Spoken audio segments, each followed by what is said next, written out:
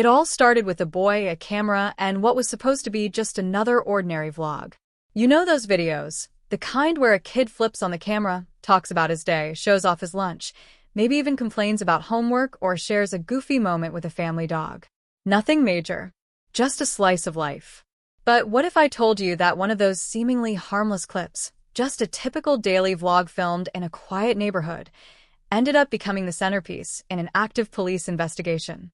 What if, hidden in the background of that video, completely unnoticed by the boy or anyone watching it at the time, was a moment that would later send chills down a detective's spine? You're about to see how an innocent hobby turned into unexpected evidence, and trust me, once you realize what he caught on camera, you won't be able to unsee it.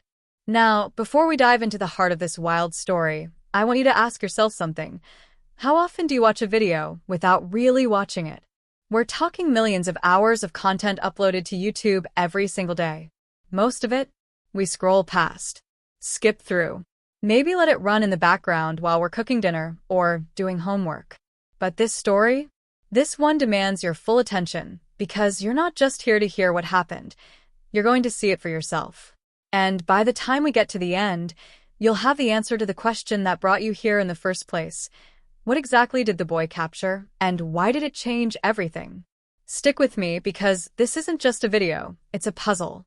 And every piece is hidden in plain sight. You're going to feel like a detective yourself as we unpack it together.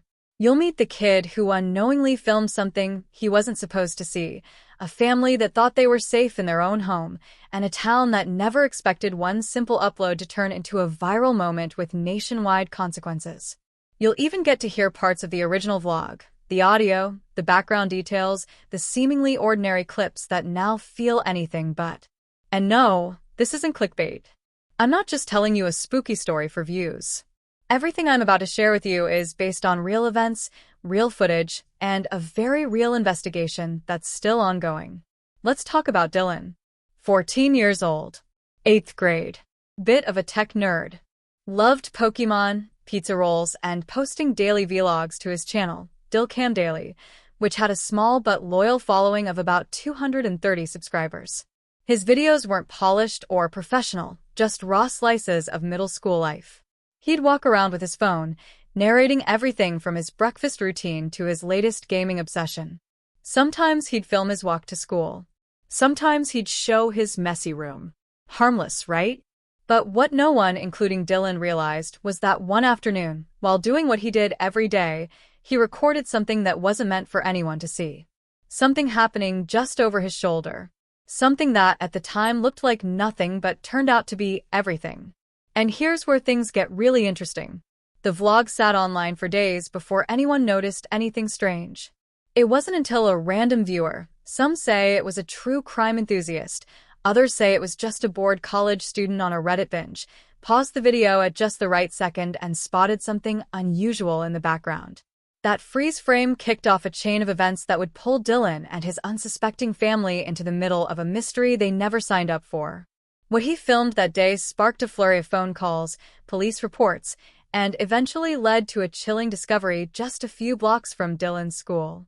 Now, I know what you're thinking. If this was such a big deal, how could no one notice it earlier? That's what makes this story so haunting. Because sometimes the scariest things aren't hiding in the dark. They're right there in the open, waiting for someone to pay attention. Dylan wasn't trying to be a hero. He wasn't looking for trouble. He was just being a kid with a camera. But the lens doesn't lie. And when the right pair of eyes finally focused on that frame, the truth began to unravel fast. So why am I telling you all this? Because you're not just here to be entertained. You're here because your gut told you something about that title. Boy Records Daily Vlog unwittingly captures crime and background. Felt real. Felt urgent. And you're right. This is one of those stories that stays with you. It makes you question what you see online, what you ignore, what might be happening just off-screen. And in a world where everyone's filming everything, it makes you wonder how many other stories like this are waiting to be uncovered. But here's the twist. What Dylan captured. It wasn't just a crime. It was the key to solving something much bigger, something that had gone unsolved for years. And we're about to trace every step of how a boy with a phone and a few hundred subscribers did what entire task forces couldn't. This isn't just a YouTube story. It's a case. A case where you are about to play a role. And just when you think you've figured it all out, there's one final moment in the video, barely a second long, that changes everything. You'll see it. But be warned, once you do, you'll never look at daily vlogs the same way again. Dylan had always been the kind of kid who lived halfway in the real world and halfway online. He wasn't shy, but he wasn't exactly the most outgoing either, just someone who found comfort behind a camera. He started vlogging during the lockdowns a few years back, mostly as a way to fight off boredom, but it became a habit that stuck. His parents didn't think much of it. They figured it was harmless, a hobby like skateboarding or Minecraft. Every day after school, Dylan would pop into his room, prop his phone up on a shelf or a selfie stick, hit record, and talk about whatever came to mind. Sometimes his little sister, Maddie, would pop in for a cameo. Sometimes his dad would shout something goofy from the kitchen in the background. These were the kind of moments that made his videos feel real, authentic, and oddly comforting to his small but growing base of viewers who left comments like, "Feels like I'm hanging out with a friend," and "Your vids always help my anxiety." But on that one afternoon, something else slipped into the frame. And it wasn't a joke. It wasn't background noise. It was something that didn't belong, and once you saw it, you couldn't unsee it. The day it happened wasn't remarkable in any way. The sky was gray, the sidewalks damp from a morning drizzle, and Dylan had just gotten home from school, a little annoyed because he'd forgotten his earbuds in class and now had to go back and get them the next day. He vented about it into the camera while walking up the street, filming one of his usual walk-and-talk vlogs. That's when it happened. Right as he was passing by the old warehouse near the edge of town, the one kids always joked was haunted or used for illegal stuff, but no one really took seriously, his camera tilted slightly. Not on purpose. He was distracted, ranting about a pop quiz. But in that accidental, unintentional moment, the lens caught something through the broken slats of a wooden fence. Just a few frames. A flash of movement. A figure ducking out of sight. At first, it looked like nothing more than a blur, a trick of light, maybe someone tossing garbage. But when you slowed it down, frame by frame, the outline of what looked like a person dragging something or someone became impossible to ignore. Still, Dylan didn't notice. He kept walking, ranting, laughing at his own dumb jokes, then turning the camera on himself again as he walked into his driveway. It wasn't until 4 days later that anyone caught it. A Reddit thread titled, "Anyone else catch that in Dillcam's vlog?" blew up overnight, and by morning, Dylan's video had gone from 80 views to nearly 40,000. Local authorities were contacted. News stations started sniffing around. Commenters were combing through his entire video history, trying to piece together clues. But the thing is, Dylan didn't know what he'd filmed. He had no idea why it mattered. And as the attention exploded, so did the questions, none of which had easy answers. Dylan's neighborhood was considered safe. Middle class, quiet, just far enough from the city to avoid the noise, but close enough to have a Target and a Starbucks nearby. The kind of place where people waved to each other from their driveways but didn't really talk much beyond that. There had been a few odd things in recent months. A string of car break-ins, someone's dog disappearing, a report of a woman screaming late at night, but no one had connected the dots. They were just stories, whispered in passing, filed away as minor disturbances. But now, those moments felt heavier, like puzzle pieces that had been ignored until the frame started to take shape. And all of it somehow tied back to Dylan's video. As police began investigating the area near the warehouse, rumors started swirling online. Some said Dylan had faked the footage for views, pointing to a sudden spike in subscribers as motivation. Others believed he was being watched now, that the person in the video knew they'd been caught and was planning to silence the source. A few even accused Dylan's family, especially his older brother Noah, who had recently moved back in after dropping out of college. Noah had a reputation for being a little rough around the edges. He'd gotten into some trouble a few years back, minor stuff, nothing major, but people remembered.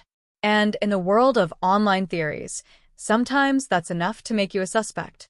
Even Dylan's best friend, Javi, wasn't immune to suspicion. Javi had been in a few of the older vlogs, mostly as comic relief. The kind of kid who loved pulling pranks, always laughing, always pushing the line just a little. But in the days leading up to the video, Dylan and Javi had a falling out. Something about a secret Dylan wasn't ready to share. Viewers began digging, speculating that maybe the falling out wasn't about school drama at all, but something darker. Comments started piling up under every video. Notice how quiet Javi's been lately? Why did Noah show up right after this started? Anyone else think Dylan knows more than he's letting on? And then there was the man from across the street, Mr. Halbert. No one really talked to him. He was one of those reclusive types, always peering through his blinds but never seen outside. Some people said he worked nights. Others said he used to be a cop but got fired. His house was always dark. And oddly enough, one of Dylan's older vlogs had a quick shot of Mr. Halbert's driveway, where what looked like a tarp-covered object sat in the same spot for months. Now, people were going back through that footage, enhancing frames, speculating wildly. Was Mr. Halbert involved? Was he the figure behind the fence? The deeper people dug, the more questions surfaced. And Dylan, the kid at the center of it all, was still trying to make sense of why his life had suddenly become the internet's obsession. His parents were worried. His sister was scared. And Dylan himself had stopped filming, at least publicly. But that didn't mean he stopped recording altogether. There were more videos. Private ones. Files he hadn't uploaded. Files that, according to some viewers who claimed to have hacked his cloud account, held even more disturbing clues. The investigation was far from over. The footage had only raised more alarms. And with every new theory, every strange coincidence, the truth seemed to get more buried, until one of Dylan's deleted videos leaked online, and everything changed. Because in that video, just before he hit stop, Dylan said something under his breath that no one had noticed before. Something cryptic. Something that sounded like a warning. But what did he mean by it? Who was he talking to? And more importantly, was someone already watching him? As the days passed, things didn't get clearer, they got messier. Dylan tried to go back to normal, to film another harmless vlog or return to his usual routine, but something had shifted. His phone kept buzzing with messages from people he didn't know, some encouraging, others threatening. Reporters camped outside his house. His parents shut down his YouTube account, hoping it would make things die down, but it only fueled speculation. People began accusing them of hiding something. And Dylan, now more curious than scared, started doing what everyone online was already doing, rewatching his own video, trying to catch what he'd missed. But just as he began piecing together details that might actually help explain what he had captured, one of the most critical parts of the original footage suddenly vanished. Not edited, not corrupted, just gone. The clip in question had been uploaded in full and watched thousands of times. It was the portion where Dylan walked past the old warehouse, the same frame where the mysterious figure had first been spotted. But when Dylan tried to access the original file on his cloud account, it was missing. Entirely. Not moved, not renamed, deleted. At first, he thought it might have been a glitch or a sync issue, but when he checked the backup drive his dad kept in the den, just in case, he found that someone had already been there.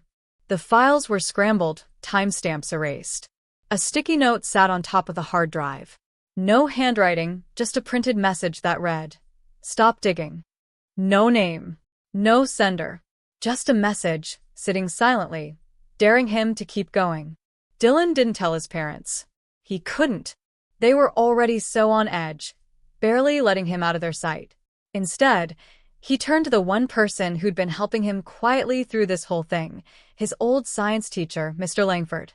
He'd always been the type of teacher who didn't just go through the motions. He noticed things, asked questions. He was one of the first to comment under Dylan's earlier videos, often complimenting the way Dylan narrated his world. When the story broke, Mr. Langford reached out through a private message on Instagram and offered support. He said he'd seen the footage, that he believed Dylan had captured something significant, and if Dylan wanted help sorting it out, he'd be there. At first, Dylan thought it was a little strange. Most teachers didn't do that, but he was desperate for someone who would listen. Mr. Langford seemed like the only adult who wasn't trying to shut everything down. But things with Langford got weird fast. He asked for copies of the videos. Not just the one with the incident, but older vlogs too, clips from months back, random days, normal stuff. He said it was all about building a timeline, but Dylan noticed that some of the footage Langford was interested in had nothing to do with the warehouse. They were videos shot in his backyard. One from a school field trip. One of Maddie's birthday party. Why would those matter? When Dylan asked, Langford got vague. Said it was about context. But something didn't sit right. It felt like he was more invested in Dylan's family than the crime itself. Then came the second warning. Dylan got a text from an unknown number. He's not who you think he is. That was it. No follow-up. No sender ID. Just the message. And when Dylan tried to trace the number or show it to his parents, it had already disappeared from his phone, deleted like it was never there. He started to feel like he was being watched, like every time he turned on his phone or opened his laptop, someone was already one step ahead. That night, he checked his bedroom window and noticed that the security light out back had stopped working. Just burned out. Coincidence or not? As if that wasn't enough, Javi suddenly reached out after weeks of silence. At first, Dylan was relieved. He missed his friend, missed having someone to talk to who actually got it. But Javi didn't call to reconnect. He called to warn Dylan to stop. His voice was shaky, like he'd been up all night. He said he'd heard things from people who knew about the fence. Dylan tried to push him for more, but Javi hung up after saying something that chilled him to the bone. It's not what you saw that's dangerous. It's what you didn't see. Suddenly, the mystery wasn't just about the video anymore. It was about everything around it. The missing footage, the cryptic messages, the strange interest from Langford, the silence from Javi. And then there was Noah. Dylan had started watching his brother more closely too. He noticed Noah taking late-night calls on the porch, speaking in low tones. He noticed the way Noah flinched when people mentioned the warehouse. And then there was the box, an old metal lockbox Noah kept under his bed. Dylan only found it because Noah left for work one morning and forgot to lock his room. The box was filled with old photos, receipts, even a key to something, but before Dylan could finish looking through it, he heard Noah's car pull into the driveway. He shoved everything back, heart pounding, and pretended he'd never seen it. But he had. And inside that box, right at the top, had been a photograph Dylan recognized immediately. It was from the same day as the vlog.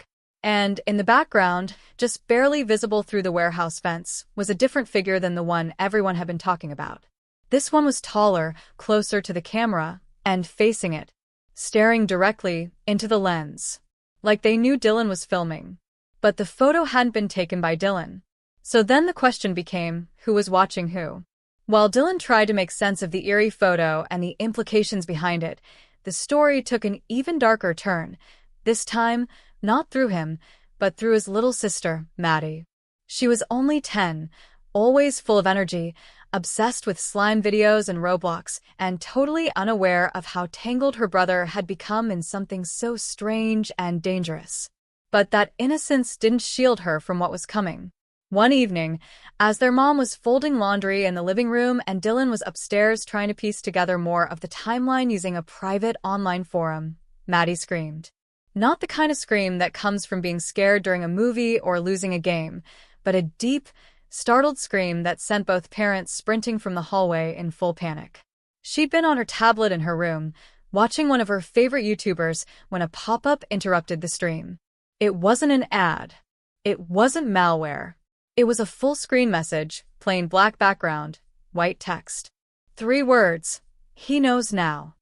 Dylan got their seconds after his parents and saw it before they managed to shut the tablet off. It wasn't a prank. There was no trace of the message left afterward. No browser history, no screenshots, nothing in the cache. His dad ran a full scan and even called a friend who worked in IT. The device was clean. But the message had been real. Maddie described it clearly, and her fear was genuine. She said she didn't know who he was, but that somehow, she felt like the message wasn't meant for her. It was meant for Dylan. And the worst part? The YouTuber she'd been watching, one Dylan had never even heard of before, had deleted all their content just hours later. The channel, which had tens of thousands of subscribers, completely wiped. Gone. As if it had never existed. Now, it wasn't just Dylan who was involved. It was his whole family. And that changed everything. He couldn't keep it quiet anymore. He had to talk to someone who wasn't tied to the school, wasn't in the neighborhood, and wasn't online chasing theories. So he reached out to someone unexpected, his cousin Trina, a sophomore at a community college in another state. She had studied criminal justice for a year and had once helped someone report a stalker. Dylan remembered how calm and smart she'd been then, and figured if anyone could help make sense of things without treating him like a kid, it would be her. Trina agreed to help, asking him to send over all the clips, texts, and screenshots he had. She said she'd dig into some databases her professors had shown her, just to see if anything about the warehouse or the message matched known criminal patterns or previous local cases. What Trina found almost instantly changed everything Dylan thought he knew. The warehouse. Everyone assumed it was just an abandoned storage facility, owned by some out-of-state developer, but records showed something different. It had once been listed under a local shell company tied to a man named Carter Wren. And Carter Wren wasn't just anyone. He'd gone missing 10 years ago under bizarre circumstances and had been the subject of several amateur podcasts and true crime Reddit threads. The last known sighting of him was just 1 block away from Dylan's neighborhood, right near where that same warehouse stood. The theory was that Carter had discovered something, possibly related to land development or money laundering, and had vanished after warning someone close to him. But no body was ever found. No official foul play declared. Just a man who went quiet, and a rumor that he tried to leak what he knew through encrypted video files that never surfaced. Until now. That's when the connection hit Dylan like a punch to the chest. His brother Noah hadn't just moved back home to get his life together. He'd been working for a private security contractor in the city, one that, according to Trina, had previously provided consulting services for businesses tied to Carter Wren. Suddenly, Dylan didn't know if his brother was just an innocent bystander or something much more complicated. That photo in the lockbox might not have been an accident. Maybe it was meant to be found. Or maybe it had been planted. And then came the next twist. Javi's cousin, Liv, a girl Dylan barely knew except through a few school events, reached out through an anonymous Instagram account. She said she'd seen something 2 weeks ago, behind the school gym late at night. At the time, she thought it was just some maintenance guy moving around back there. But after Dylan's story exploded online, she watched the video again and swore that the figure in the fence matched the one she saw crouched behind a dumpster. Same height, same walk, same jacket. But when she told her parents, they didn't believe her. When she tried to go back to check, the entire back alley had been cleaned out, dumpsters removed, cameras taken down. And worse, she had started receiving strange friend requests from accounts with no posts, no followers. All on the same night. Now multiple people, each loosely connected to Dylan, were being drawn into the mystery. The clues weren't adding up. They were stacking on top of each other, collapsing under their own weight. What started as one moment caught on a vlog had spiraled into a maze of overlapping secrets. Dylan was stuck in the middle, unsure who to trust, unsure if the danger was something local or something reaching far beyond what he could imagine. People were warning him to stop. Others were quietly trying to help. And some were just watching. But the final moment that sealed it all was when Dylan went back to the warehouse himself. He didn't go in. He didn't even step onto the property. He just stood across the street, recording silently from the shadows, waiting to see if anything or anyone would appear. For 30 minutes, nothing happened. Then, right before he was about to leave, a motion light flickered on inside the building. Just a flicker. And in that brief glow, he saw something through the broken window. A camera, pointed outward, pointed directly at where he was standing, like someone had been filming him all along. That night, Dylan couldn't sleep. Even after he left the warehouse and got back home, he couldn't shake the image of that single glowing motion light, the silhouette of the camera barely visible behind the dirty glass. He replayed it in his head over and over again. Was it facing him? Was someone behind it, watching? Was it set to record automatically? Or was it manned by someone hiding in the shadows, waiting for him to show up? These weren't the kinds of questions that left your mind once they planted themselves. Dylan lay in bed listening to every creak of the house, every gust of wind brushing against the siding. His heart never quite settled, beating with a steady unease, and when he finally dozed off just after 3 a.m., he dreamed of blacked-out vans and blinking red lights and people whispering his name from behind doors that wouldn't open. By morning, things only got worse. Noah didn't come home. At first, no one panicked. He'd been working extra shifts lately and sometimes stayed at a friend's place when he was too tired to drive back. But when noon passed and there was still no word from him, no texts, no calls, and no social media activity, Dylan started to worry. He messaged his brother 3 times. Nothing. Called twice. Straight to voicemail. He asked their parents if they'd heard anything, and when they hadn't, he tried to stay calm. But then his mom got a call, Noah's supervisor asking if everything was okay, because he hadn't shown up for work, hadn't checked in, and no one could get a hold of him. That was when the mood in the house turned. Dylan's dad called local hospitals. His mom checked in with friends and old coworkers. Dylan, meanwhile, did what he knew how to do. He went online. He reached out to Trina, to Javi, even back to Liv. He dug through forums. He messaged moderators. But nothing led anywhere.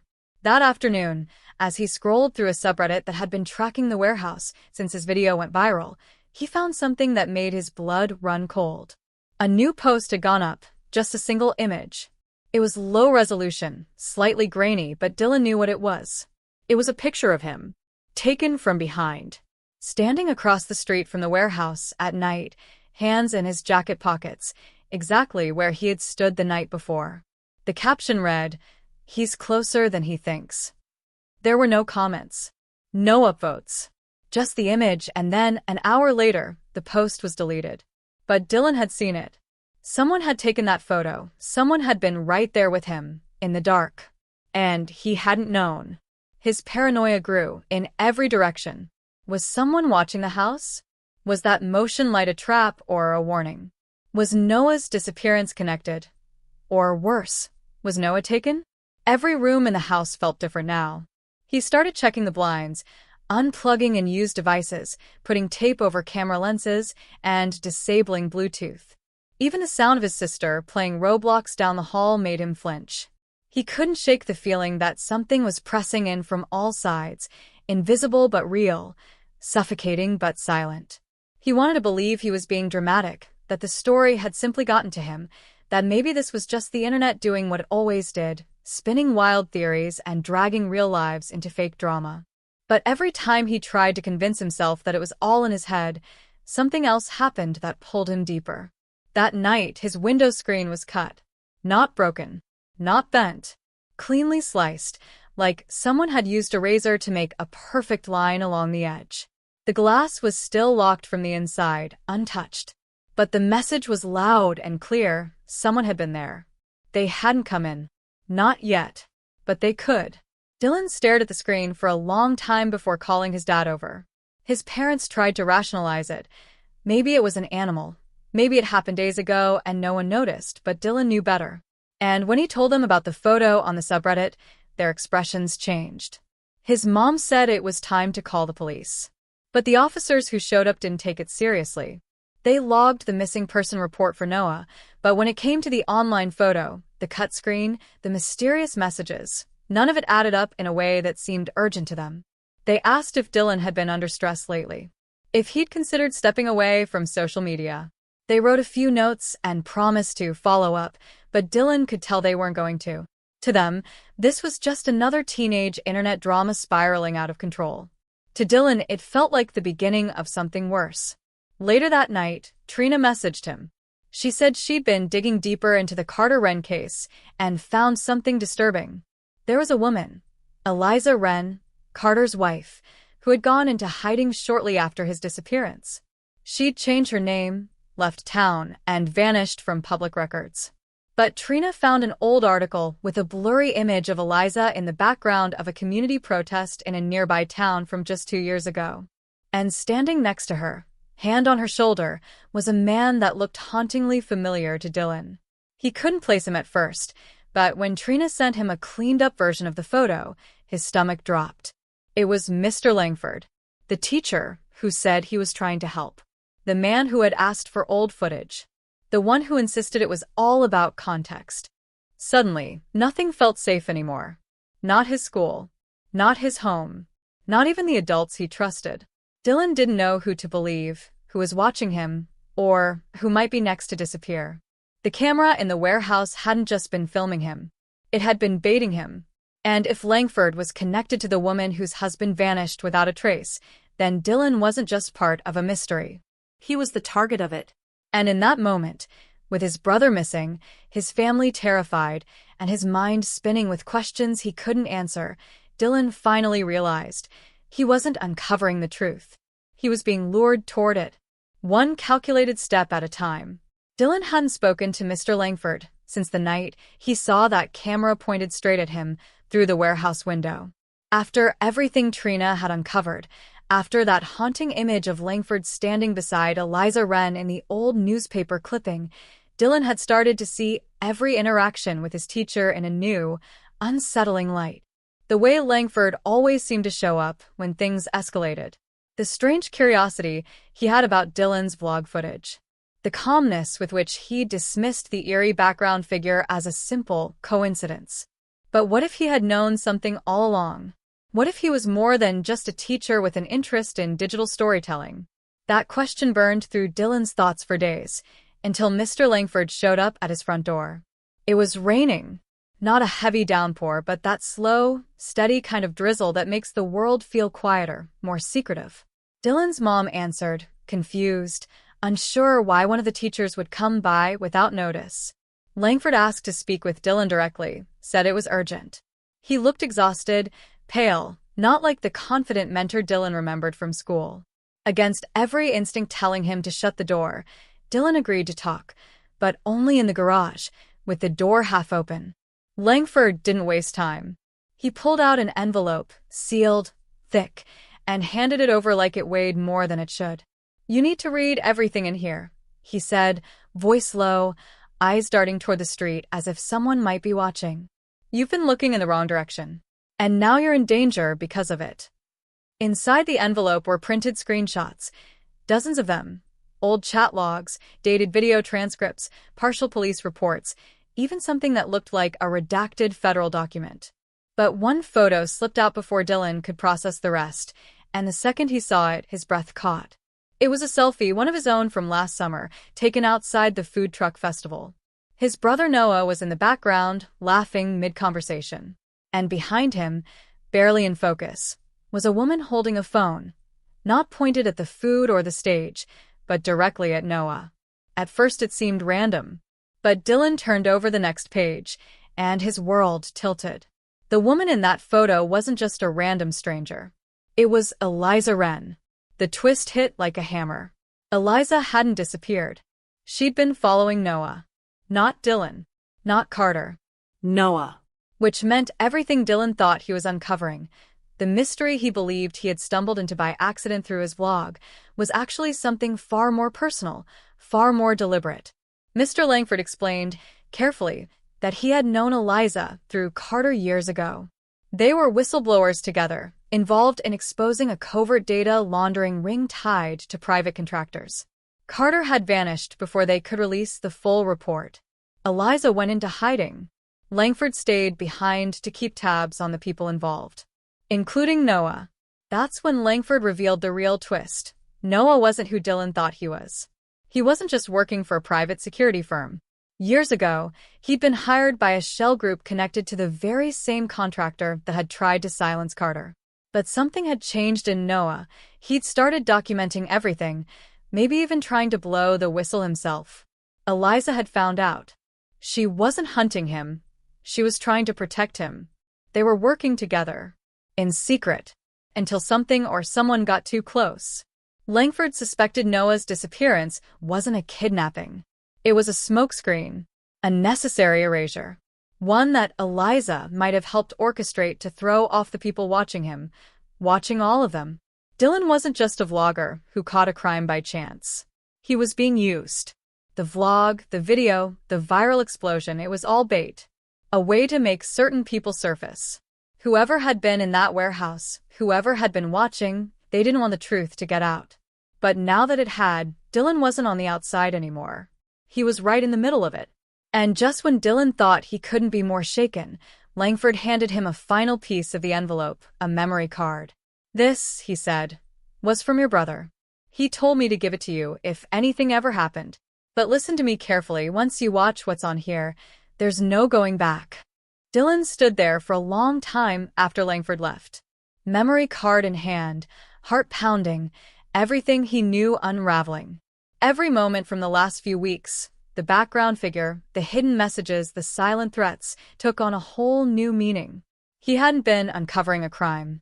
He'd been stepping into a war. And he was about to find out why he'd been chosen to carry the final piece. The memory card sat untouched for hours. Dylan stared at it like it was a bomb because in many ways it was a small piece of plastic holding a payload of secrets that could change everything. He didn't want to be alone when he watched it, but he didn't know who he could trust anymore. The longer he waited, the more unbearable it became.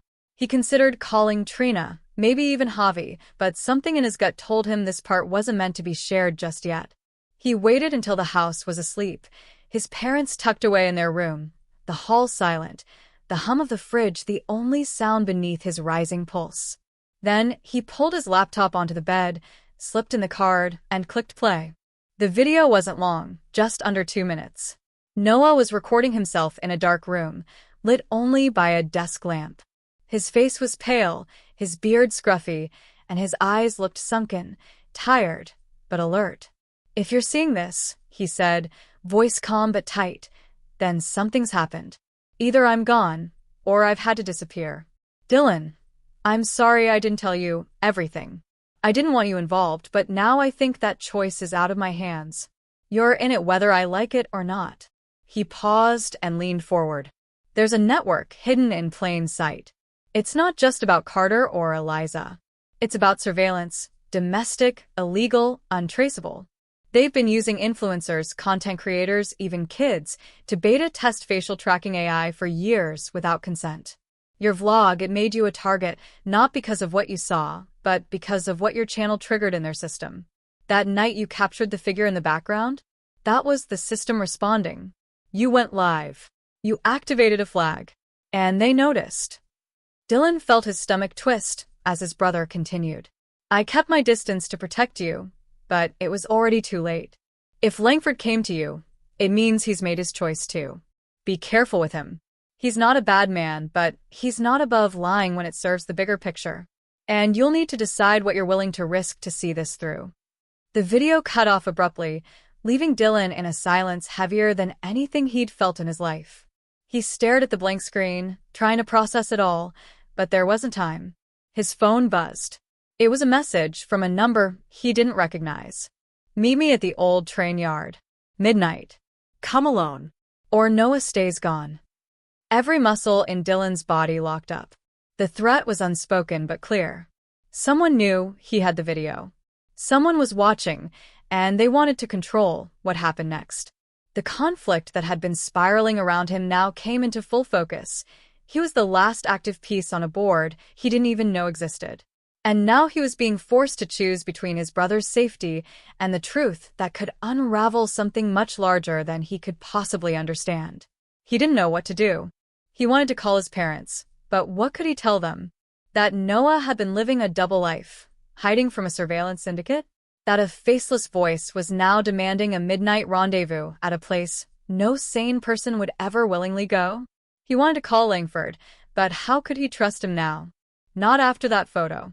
Not after Noah's warning. The pressure mounted in Dylan's chest until he couldn't breathe. He went downstairs and paced the kitchen, the house eerily still, his thoughts a riot of what-ifs and worst-case scenarios. And just when he thought the stress couldn't break him any further, his mom's phone lit up on the counter with a missed call from Noah's number. It made no sense. The phone had been disconnected, but there it was. Dylan grabbed it, tried to redial, but it rang once, then cut off. No voicemail. Just the echo of a call that should have been impossible. The dread in his bones deepened. Were they watching them now? Inside the house?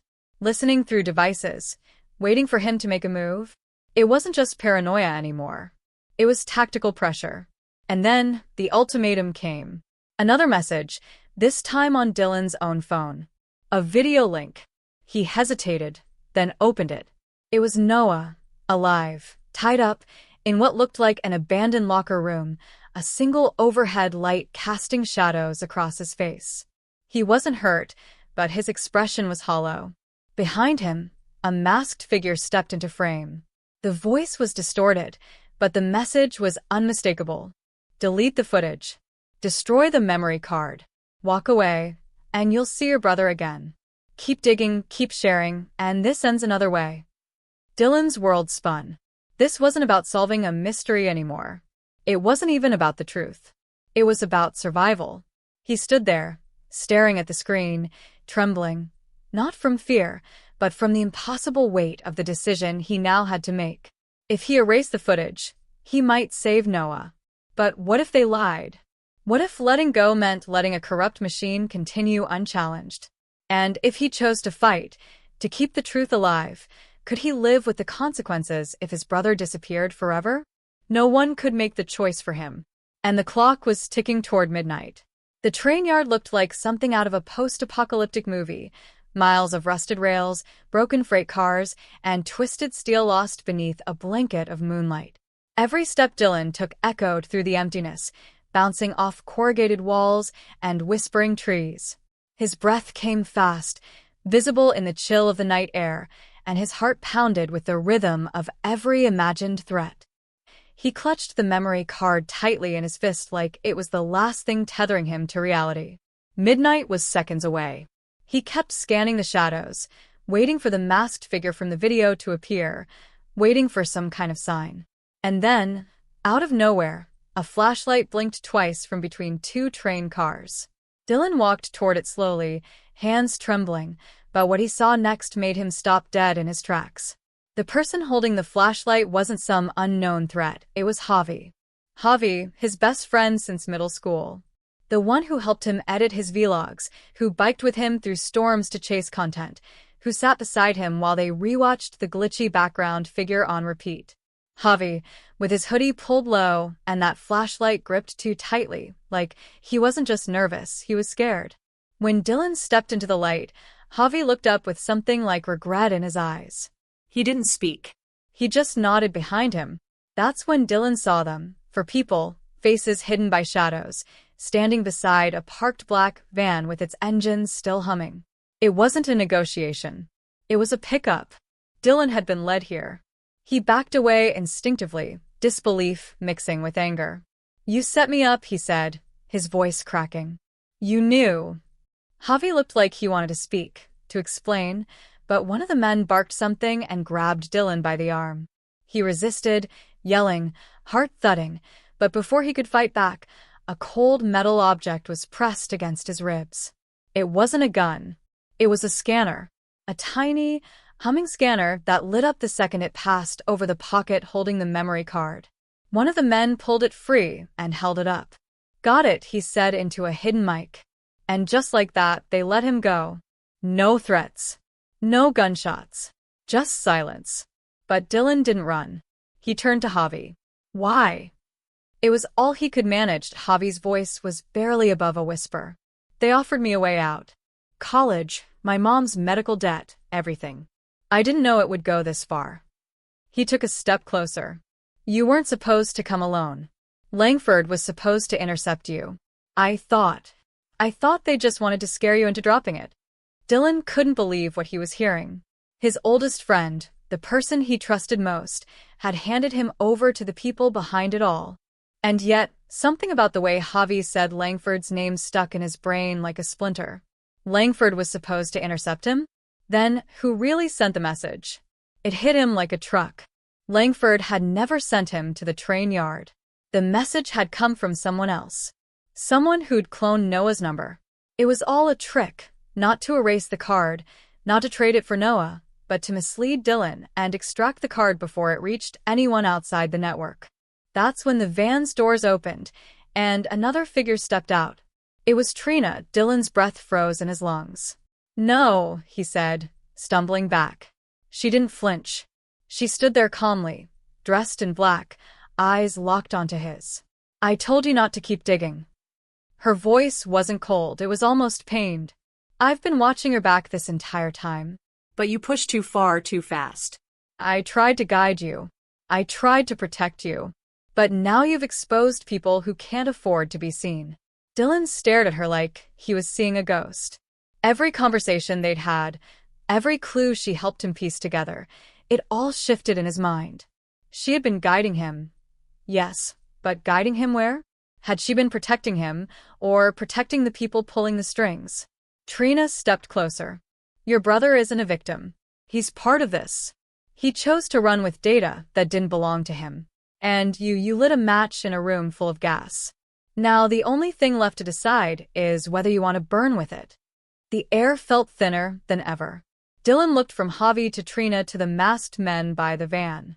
There was no safe path forward. They had the card now. They had him surrounded.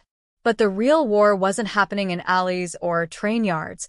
It was happening in feeds, in comments, in the minds of millions of viewers who believed they were just watching a harmless daily vlog. Dylan realized then that the memory card was just one piece. The truth, what his brother risked everything to reveal, was still out there, scattered in backups, drives, encrypted messages. If he stayed silent, they'd win.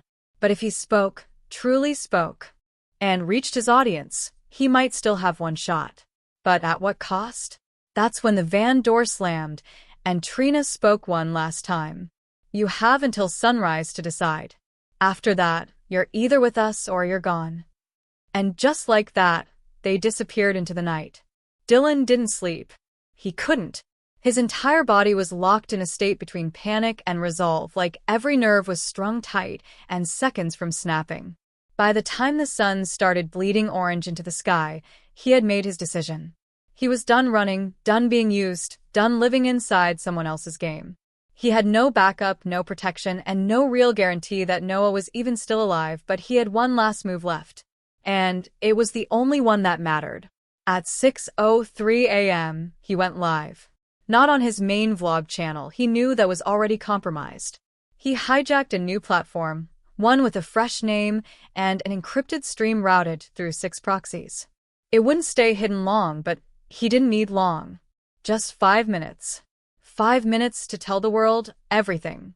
He stared into the camera, eyes bloodshot, voice shaking, and started from the beginning, how a simple background figure in a daily vlog spiraled into a discovery of unauthorized surveillance, missing persons, and manipulated media. He called out names not just Carter and Langford, but Trina, Javi, and even Noah. He wasn't protecting anyone anymore, because the only way out now was through. As he spoke, the numbers started climbing. 100 live viewers, then 1,000, then 10,000. He laid out the connection between viral content and targeted data flags. How creators, especially young ones, were being baited into broadcasting unknowingly coded triggers. How the people behind the scheme monitored reactions, engagement spikes, facial analysis. How this wasn't just about privacy anymore, but weaponized influence. Psychological profiling at scale. The kind of thing no average person could defend against because they didn't even know it existed. And then, just before the stream could be traced and shut down, he dropped the final card. A file, encrypted but downloadable, containing data that proved everything. It had taken him all night to retrieve it, hidden deep in a forgotten drive Noah had left behind inside an old drone. A digital dead man's switch. Names, dates, server logs, even internal chat transcripts. Evidence of a covert AI training program funded through shell companies, quietly recruiting influencers under the guise of sponsorships and creator funds. The stream cut off seconds later. His screen went black. Then came the silence. For a terrifying moment, Dylan thought that was it. That maybe no one would care. That maybe it was all too big, too crazy, too unbelievable. But his phone buzzed once, then twice. A message from someone anonymous. It's out. You did it. Hold your ground. Then another, from an unknown number, with a single image. Noah. Alive. Handcuffed in a nondescript room, but alive. The message beneath it read, "We want to talk. Face to face." Before Dylan could even begin to process it, he heard tires screech outside his house. Not a van this time, but 2 black SUVs. No logos. No plates. And from them emerged not masked men, but people in suits. Federal. They weren't here to arrest him. They were here because the file he leaked had just triggered a congressional-level breach. Suddenly, Dylan wasn't just a boy with a vlog. He was a whistleblower. A liability. A threat. And perhaps their only chance to get ahead of the firestorm that was now spreading across the internet like gasoline on dry brush.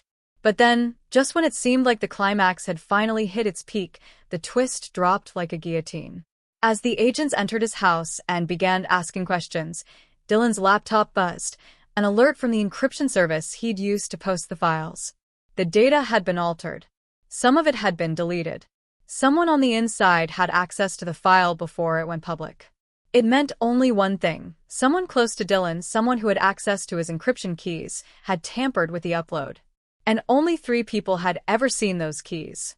Him, Noah, and his mom. His stomach dropped. His mother had always kept quiet through the chaos, always encouraged him to let things go, told him to trust authority, insisted that some things were better left alone. He had chalked it up to fear, to worry. But now, as she stood at the top of the stairs watching him talk to the agents, her face pale, her arms folded in an oddly calm posture, he saw something he hadn't seen before. Not fear. complicity. The conspiracy hadn't just reached into his channel, his school, or the digital corners of the internet. It had reached into his home. And Dylan realized, with bone-deep horror, that the story was far from over. Dylan stood on the edge of the old lake dock, the water below reflecting a bleeding sky that had turned every cloud into a slow-burning ember. It had been 3 months since the stream, since the world shifted beneath his feet, and the truth shattered the illusion of safety he'd once lived in. The house was gone, emptied out, sold in a quiet off-market deal. His mom had vanished in the days after the agents arrived, leaving behind only a cryptic voicemail that said, "Sometimes protecting you means lying to you." It didn't make sense at the time. Maybe it still didn't. But Dylan had stopped expecting things to tie up neatly. The world didn't work that way. Not when people could wear masks while smiling right in front of you. Not when information was more dangerous than bullets. Not when everyone had a past stitched together with secrets. The footage had gone viral, just like he feared, and just like he hoped. The live stream was re-uploaded, mirrored, dissected frame by creators across every major platform. TikTok exploded with side-by-side breakdowns, Reddit threads hit thousands of upvotes within hours, and podcasts dedicated full episodes to analyzing what was real and what wasn't. It wasn't just trending, it was culture-shifting. Whispers of government overreach, private tech contractors, shadow sponsorships, and algorithmic manipulation weren't just tinfoil conspiracies anymore. People saw Dylan as either a hero or a hoax, and in a way, he understood both reactions. Because even now, he wasn't entirely sure which one he was. Noah was recovered a week later in an abandoned lab in New Mexico. He was alive, but changed, thinner, quieter, like someone who'd seen too much and wasn't ready to talk about it. They kept their reunion private. No cameras, no posts, no media coverage. Just 2 brothers, sitting in silence, knowing they'd both cross lines that couldn't be uncrossed. Noah handed him a thumb drive before they parted ways again, saying only, "This is the rest of it. Do what you want with it." Dylan hadn't opened it yet. Maybe he was scared. Maybe he just wanted to feel like the worst part was over, even if he knew it wasn't. Javi turned himself in. The guilt had eaten him alive. He confessed to helping leak access keys to the group behind the manipulation project and agreed to cooperate with investigators. The last Dylan heard, he was in witness protection, somewhere up north, far from the schools and skate parks they once haunted. As for Trina, she disappeared like smoke. No traces, no calls, not even a rumor. Some said she was taken out by the very people she once worked for. Others claimed she never really existed, just another alias in a long game of digital puppetry. Dylan believed she was still out there. Watching. Waiting. The agents? They stopped calling. The files went above their heads to a higher level of oversight that Dylan no longer had any insight into. The government never officially acknowledged the leak, but new privacy regulations were passed in record time. Creators started including disclosure statements. Influencer contracts became tighter, clearer. People paid more attention to the ads they were served, the cameras they let into their lives. Maybe it wasn't enough to change everything, But it changed something. and still people asked questions. What was the true purpose of the program? Was it predictive AI? Behavioral tracking? Political influence? Dylan didn't have every answer, and maybe that was for the best. Because if there's one thing he learned through it all, it's that the search for truth can be more dangerous than the lie you're trying to uncover. He thought exposing the crime was the end of the story, but really, it was only the start of a deeper understanding that the real threat wasn't just the people behind the curtain. It was the fact that everyone was already playing their part in a system built on clicks, shares, and invisible footprints. Now, he films differently. No more daily vlogs. No more empty content. Every video he makes is deliberate, thoughtful, careful. He still talks to his audience like old friends, but he never forgets what's at stake. He knows someone is always watching. That somewhere out there, another teenager could be unknowingly capturing their own background mystery. And if that happens, he hopes they'll notice it sooner. He hopes they'll ask the hard questions before it's too late. As the sun finally dipped below the lake's edge and the sky turned steel gray, Dylan pressed stop on his camera, not to upload, but to remember. He turned, pocketed the thumb drive Noah had given him, and walked back toward the house. Maybe someday he'd open it. Maybe the world wasn't ready for the rest. Or maybe they were. And just before he reached the door, a quiet ding from his phone lit up the screen. AirDrop request. Unknown device nearby wants to share a file. Behind you.mov. He turned around slowly. The street was empty. But somewhere in the darkness, a camera was already rolling.